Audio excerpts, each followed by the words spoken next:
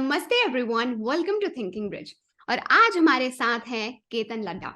केतन ने हाल ही में one of the big fours का इंटरव्यू क्रैक करा और ज्वाइन भी कर लिया है as an article assistant in the RAS profile, that is risk and advisory, और जिसे हम प्यार से कहते हैं इंटरनल ऑडिट।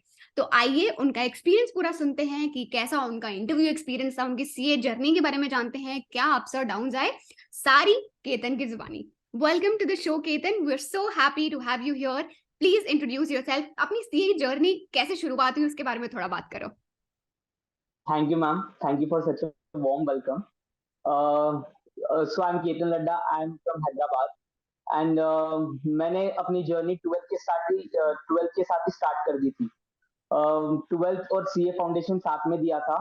जुलाई 21 में मेरा अटेम्प्ट था सीए फाउंडेशन का। फिर सीए फाउंडेशन में मैंने बहुत स्ट्रगल किया था। बेसिकली मैंने यहाँ से कोई लोकल इंस्टीट्यूट से क्लासेस ली थी, फिर बहुत प्रॉब्लम हुई थी। तो फिर जैसे तैसे पास कर लिया था, स्कोर 300 इन सीए फाउंडेशन। तो बहुत तो अच्छा फिर स्कोर है ये तो। पर हाँ मैम, मैंने लास्ट के 3 महीने बहुत अच्छी मेहनत करी थी, कंसिस्टेंट था मैं। ऑलमोस्ट 10 to 12 आवर्स की पढ़ाई की थी। नाइस। फिर सीए इंटर की पढ़ाई मैंने सीए फाउंडेशन के एग्जाम के बाद ही स्टार्ट कर दी थी।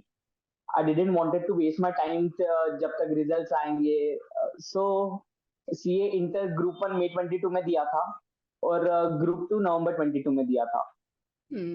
ओके, ग्रुप वाइज ग्रुप करके एंड फर्स्ट टाइम में दोनों क्लियर हो गया। हाँ मैम। सीए इंटर की जर्नी में कोई स्पेसिफिक चैलेंज जो आपने फेस करा हो, या फिर कोई ऐसी चीज, कोई ऐसा इंसिडेंट जो आपके साथ रह गया हो, यार ये मैं सबको शेयर करना चाहूंगा, एटलीस्ट मेरे जूनियर्स के साथ मैं शेयर करना चाहूंगा। मैंने एक गलती करी थी जो मैं अपने जूनियर्स को बोलूंगा कि ऐसी गलती मत करना। मैंने टैक्स की क्लास 2 टीचर से करी थी, जिससे मैंने अपना टाइम वेस्ट किया था। और जो टाइम मैं ग्रुप 2 के एक सब्जेक्ट पे दे सकता था बेसिकली, तो उसका रिग्रेट है अभी भी। अगर वैसा करता तो मई 22 में दोनों ग्रुप क्लियर कर पाता।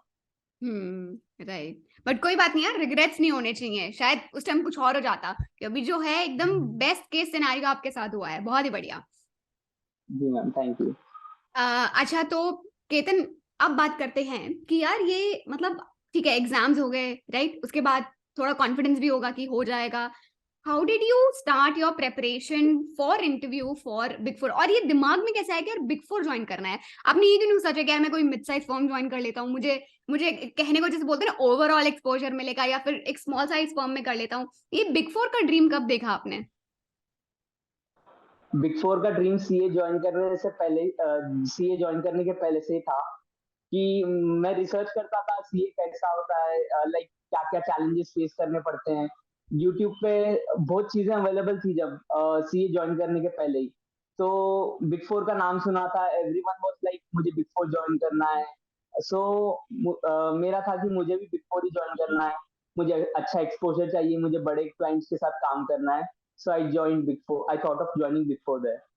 Is anyone in your family is a qualified CA or has done CA in the past, tried doing CA? No, ma'am.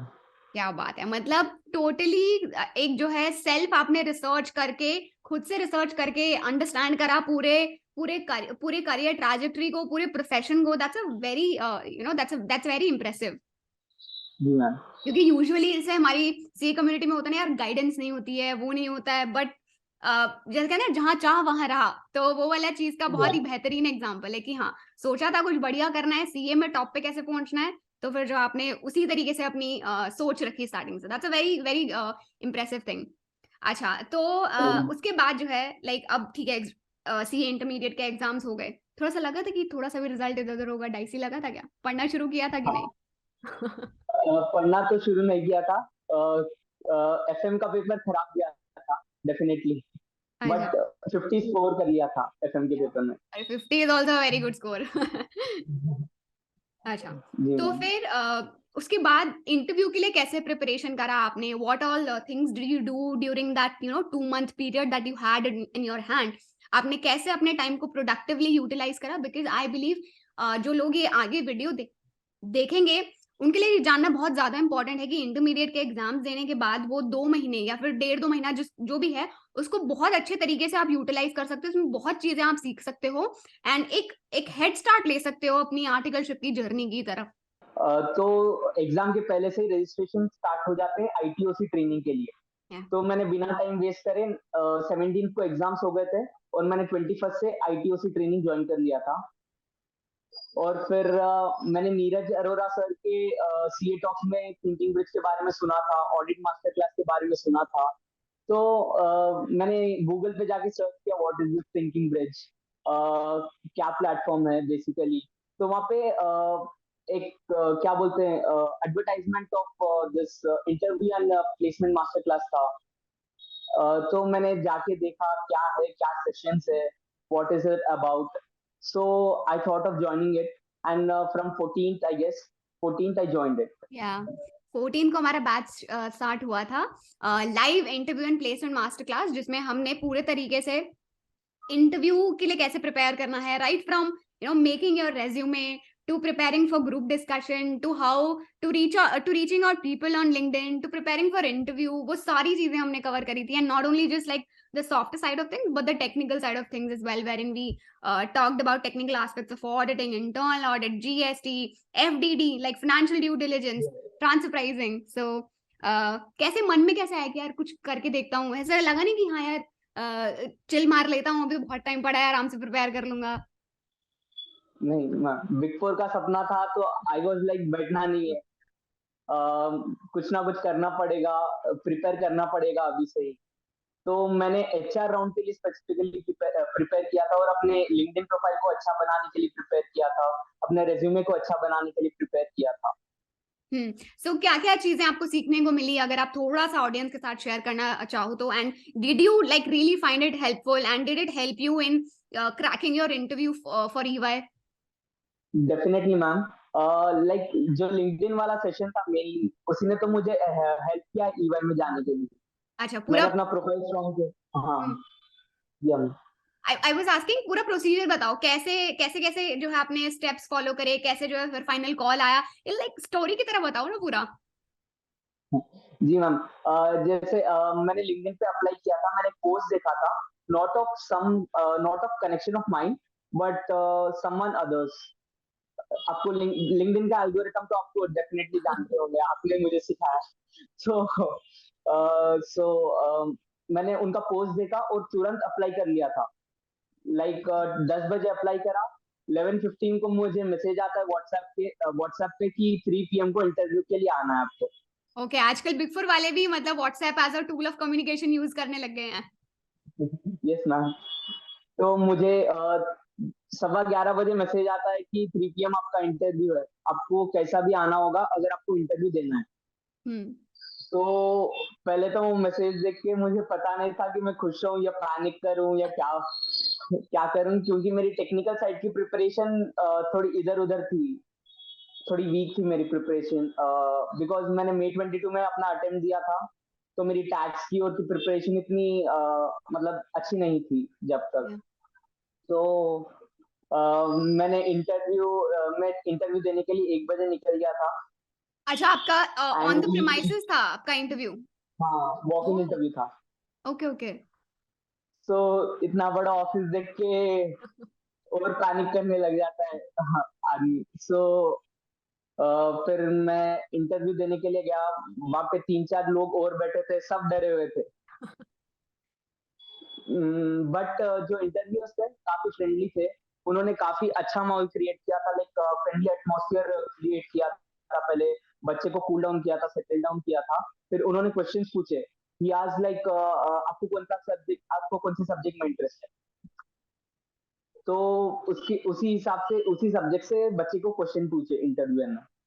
Right, कुछ जरा आइडिया दो किस किस तरीके के क्वेश्चंस पूछे गए थे? क्या है कि ना, सबको बड़ा इंटरेस्ट होता है यार, मेरा कॉल आ गया तो मुझे पता होना चाहिए मेरे से किस तरीके के सवाल पूछे जा सकते हैं, तो थोड़ा सा क्वेश्चंस के बारे में डिस्कशन करो। पहला क्वेश्चन तो टेल मी अबाउट योरसेल्फ। हमने इसकी वो कितनी प्रैक्टिस करी थी अपनी हाँ हाँ, आईपीएम के बैच में। एग्जैक्टली। हाँ मैम। तो दूसरा क्वेश्चन था आपको कौन से सब्जेक्ट्स पसंद है। तो मैंने कहा था ऑडिट, FM, EIS और टैक्स। तो उन्होंने एक सब्जेक्ट पिक किया था और उस पे क्वेश्चंस पूछे थे, जैसा उन्होंने ऑडिट पिक किया था और उसमें उन्होंने पूछा what is risk management, what is internal control, what is internal financial control. तो ये सब उन्होंने पूछा था। और फिर उन्होंने पूछा था कि भाई सीए ज्वाइन क्यों किया आपने, why not any other course. इसके लिए भी हमने तगड़ी प्रिपरेशन कर रखी थी। या इंटरव्यू तकरीबन 10-15 मिनट चला था। उन्होंने ये भी सवाल पूछा कि you you are from a business background, so why didn't you join a business. या तो उसमें कम से कम 5 मिनट हमारी डिस्कशन हुई कि why I don't like business and why I am preferring doing CA. Right. फिर हमारी प्रिपरेशन फिर उन्होंने मुझे पूछा do you have any questions for me. Hmm. इसकी भी और हमने अच्छे से डिस्कशन करा हुआ हाँ, था इसके ऊपर भी। डेफिनेटली। क्या क्वेश्चन पूछा आपने? मैंने ये पूछा कि आपका इतना बड़ा प्रोफेशनल करियर है, आपने 10 से 12 साल कंपनी को दिया है, तो आप what teachings do you want to give me like to excel my professional career. तो उन्होंने बोला कि अपस्किलिंग करते रहना चाहिए, that will help you increase, that will help you like job अच्छे से होगा, प्रोफेशनलिटी आएगी बेसिकली। बहुत ही बढ़िया, बहुत अच्छा सवाल पूछा आपने।